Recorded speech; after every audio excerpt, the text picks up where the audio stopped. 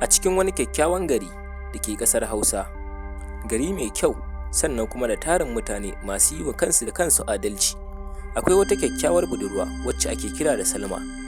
Salma ta kasance 'yar kimanin shekara 25, son kowa ƙin wanda ya rasa. Sannan Salma tana burin a rayuwarta ta ga cewa ta auri namiji wanda zai kula da ita tamkar yadda mahaifinta yake kula da ita. A kwana a tashi, Salma ta haɗu da wani saurayi wanda ake kira da Musa. Musa yaro ne shi mai kirki sannan kuma ɗan boko, haka zalika ya gama karatunsa har ya samu aikinsa na injiniyarin. Aƙalla ba a sara ba, Musa yana ɗaukar albashi kimanin kusan naira 500,000. Musa da kuma Salma suka fara soyayya cikin aminci har ta kai ta kawo sun yi aure. Sai dai amma Musa yana da wata matsala wacce take damunsa a zamantakewar rayuwarsa, wato mahaifiyarsa. Ta kasance tana da mugun kishi sannan kuma da baƙin hali, saboda tun da ya auri Salma kullum cikin musguna mata take. Mahaifiyar Musa mace ce mai matuƙar tsananin mugunta sannan kuma da nuna iko. Tun daga ranar da Salma ta shigo gidan Musa, mahaifiyar Musa ta ƙulla aniyar musguna mata sannan kuma da nuna mata iko akan duk wani abu da za ta taɓa. Wata rana Salma ta tashi da sassafe domin kawai ta faranta wa mijinta rai. Haka Salma ta shiga cikin kicin ta dafa abincinta mai matuƙar daɗi, haka zalika mai kyau. Amma kuma da uwar Musa ta gani sai ta hau jaraba. Wannan abincin zaki dafa wa ɗana? Gaskiya ba za ki iya kula da shi ba. Akan me zaki dafa wannan girki? Kafin Musa ya zo ya gani har ta barar da wannan abincin. Salma ta ji ba daɗi sosai a ranta, amma ta yi shiru ta danne ta tafi ɗaki. Shi kansa Musa abin ya fara damunsa ganin yadda mahaifiyarsa take kuntatawa matarsa, duk da kasancewa matarsa ce ta aure kuma yana son ta ne shi yasa ya aure ta. Salma abin ya yi matuƙar ɓata mata rai, amma ta nuna bata damu ba. Ta ci gaba da harkokinta. Wata rana Salma ta nemi izini a wurin mijinta wato Musa akan cewa tana so ta je gidansu domin ta je ta gaida iyayenta. Kar ka manta, idan wannan shine farkon ziyartar ka wannan tasha tamu mai albarka, muna da buƙatar da ka danna mana subscribe ta yadda zamu dinga sanar da kai daɗaɗɗen tatsuniyoyinmu da zarar mun ɗaura. Daga nan ne fa Musa ya amince mata akan cewa ta je ta ga iyayenta. Ta shirya tsaf sannan ta hau mota ta tafi zuwa gida. Tun da Salma ta je gida, duk lokacin da Musa ya umarci cewa Salma ta dawo gida, sai Salma ta nuna mai cewa gaskiya ta ji daɗin gidansu, saboda haka ba yau za ta dawo ba. A kwana a tashi Salma ta yi kwana 4 a gidansu gaban iyayenta. Sannan rana ɗaya Salma ta dawo. Musa ya ji daɗin dawowar matarsa, haka zalika ya anshe ta hannu biyu cikin farin ciki. Amma kuma uwar Musa har yanzu tana nan da wannan tsananin gabar tata da kuma nuna iko. A ranar da matar Musa ta dawo, wato Salma, sai da wannan uwar miji ta ƙara musguna mata sannan ta ƙara ɓata mata rai. Salma ta ga cewa tunda ta je gida gaban iyayenta babu wani wanda ya ɓata mata rai, hatta ƙannenta da kuma yayyanta. Amma daga zuwanta gidan Musa an fara ɓata mata rai. Salma ta shiga cikin ɗaki tana kuka sosai saboda abin yana mata ciwo. Ita gaskiya ba ta yi dacen uwar miji ba. Musa da ya ga halin da ake ciki, Musa abin ya dame shi ma, ya rasa me yake mai daɗi. Sannan Musa yanke shawarar zuwa ya je ya samu mahaifiyarsa domin ya mata bayani yadda za ta fahimce shi. Musa ya je da mahaifiyarsa a zaune a falo akan kujera tana kallo. Musa ya durƙusa har ƙasa. Mahaifiyarsa daga ganin haka ta san cewa tabbas akwai abin da ya kawo shi. Sannan ya ɗaga hannu bibbiyu yana roƙon mahaifiyarsa kan cewa don Allah dan Annabi ta yi haƙuri, ta amshi matarsa Salma hannu bibbiyu, saboda abin da take yi wa Salma baya mai daɗi. Ita ma Salma matarsa ce, kamar yadda yake girmama ta a matsayinta na uwa, haka ita ma Salma nake girmama ta a matsayinta ta iyalina. Don Allah umma, fata na shine don Allah ki daina musguna mata. Kuma ba na yi wannan magana ba ce don ki ce na miki rashin kunya. Idan har na ɓata miki rai, don Allah da ki yi haƙuri. Ina neman gafara a gare ki. Yana kuka yana wa mahaifiyarsa bayani. Gashi dama mahaifinsa ya daɗe da rasuwa. Sannan ya tashi ya fita ya ce wa mahaifiyarsa cewa na bar ki sai da safe. A wannan daren mahaifiyarsa kwana ta yi tana tunani akan irin abubuwan da ta aikata. Ashe dama ɗanta yana son farin cikinta, amma ita kuma tana ɓata mai rai, tana ɓata mai nashi farin cikin. A zuciyarta tana faɗan cewa da na san haka ɗana yake son matarsa sosai, da wallahi ban ringa tsananta mata ba. Abin ya dame ta sosai. Haka zalika washe gari da sassafe ta tashi, mahaifiyar Musa ta share gida, ta wanke komai da komai, sannan ta shiga kicin ta shirya ta dafa abinci. Sannan ta haɗa kansu dukansu guda biyan, da Musa ɗanta da kuma Salma matar ɗanta. sannan ta nemi gafara a gare su.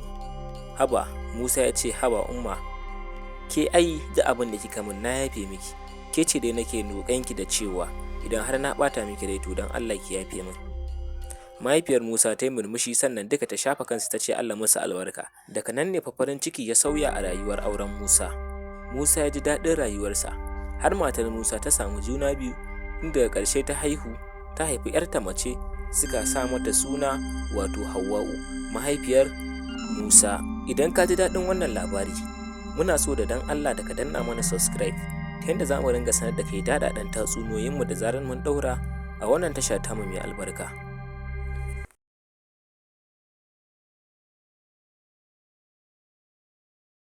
Bari mu shiga da ku cikin tatsuniyar Mama Mai Restaurant.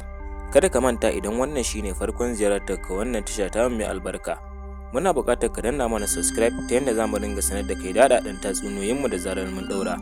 A cikin wani gari wanda yake yammacin Afirka cikin ƙasar Hausa, akwai wata unguwa wacce ake kira da Kwanar Takari. A cikin wannan unguwar akwai wani ɗan ƙaramin restaurant na wata mata wacce ake kira da Balaraba. Balaraba ta kasance mace ce ita, sannan ta iya girki sosai, sai dai amma tana da wata mummunar ɗabi'a guda ɗaya, wato ƙazanta. Duk da kasancewa ita ƙazama ce, amma idan har ta ma girki tabbas sai ka san cewa ka ci abinci, saboda matsanancin daɗi da wannan girki nata yake da shi. Sai dai amma ta kasance ba ta fitowa daga kicin, kullum tana cikin kicin, sai dai yaranta ne kaɗai suke fitowa suke raba abinci, saboda ta tanadi wasu kyawawan 'yan mata masu rabawa samari abinci idan har sun zo cin abinci wannan guri. Sai dai kullum a cikin yaranta suna ba ta shawarar cewa gaskiya ya kamata Balaraba a ce ki ringa kula da kanki, ki ringa yin wanka, ki ringa aske gashin hammatarki, ba wai ko da yaushe da kin ɗaga hammata tana wari ba, don ma kwastomomi ba sa ganin ki. Sai Balaraba ta ɓata rai ta ce idan har wata daga ciki ta ƙara mata wannan magana to tabbas za ta kore ta. Sai dai ashe wannan sirrin na wannan dauɗa take haɗawa jikinta abu guda ɗaya ne. Wani boka ne ya bata wannan sirri, ya ce ta ringa zama cikin ƙazanta, sannan ta ringa yin datti da jikinta sosai, ta yanda za ta ringa wari ita kaɗai, ta ringa jin warinta. Idan har ta fito cikin mutane za ta takura wa mutane. Idan har tana wannan to tabbas za ta samu ciniki sosai a harkar abincinta, kuma girkinta sai ya fi na kowa daɗi. Kuma hakan akai, ta bi wannan shawarar bokan, saboda haka ta fi kowa ciniki a cikin wannan unguwa. Haka zalika abincinta ya fi na kowa daɗi. Tun daga can wani gari zuwa ake siyan abincinta, sannan a koma da shi. Gashi ta tara manya-manyan kwastomomi, kama daga 'yan kasuwa, 'yan siyasa, har ma da malamai. Abincin Balaraba kullum daɗa daɗi yake yi, amma yaranta haushinta suke ji saboda irin warin da take yi. Gashi an kai an kawo an to shekara 2 kenan Balaraba bata taɓa wanka ba, har tsawon shekara 2, kuma sannan bata taɓa aske gashin hammatarta ba. Idan har ta daga hammatarta babu abin da zaka gani face kwarkwata da ƙwari da suke ƙoƙarin shiga ta ko ina, ƙudaje suna binta, sai ka ce wata ta yi shekara 2 tana kashi a kwance. Balaraba abin ya dame ta ita ma kanta, ganin yadda abin ya dame ta sai ta garzaya gurin wannan bokan, sannan ta je ta same ita ce mai gaskiya abin nan yana damuna, a samo mun makari dangane da wannan asiri da ka bani na yi wa kaina. Boka ya ce ai wannan asiri ba shi da magani, kuma idan har kika sake kika yi wanka za ki talauce na tsawon har abada. Balaraba ta shiga cikin wani matsanancin tunani, duk irin dukiyar da ta tara dangane da wannan sai da abincin da take, idan har ta yi wanka sau ɗaya za ta talauce. Abin ya dame ta sosai.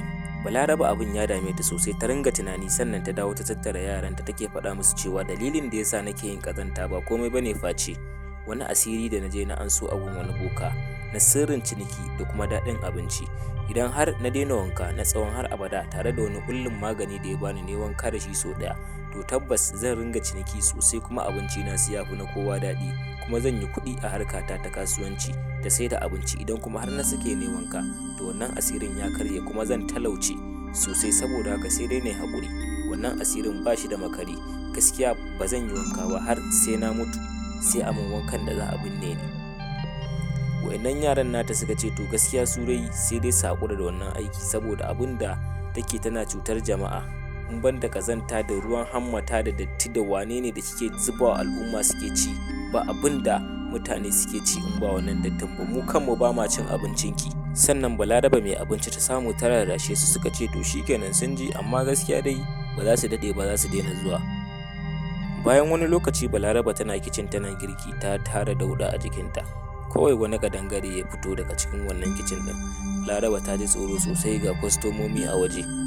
Kawai ta ƙwalla ihu ta fito, sai kwastomomi suka ga mutum kawa mahaukaciya, aka ringa tunani to wace ce wannan, sai kowa hankalinsa ya karkato yana so a faɗa mai cewa ya aka yi wannan mahaukaciyar ta fito daga cikin wannan kicin ɗin, me ma yake faruwa.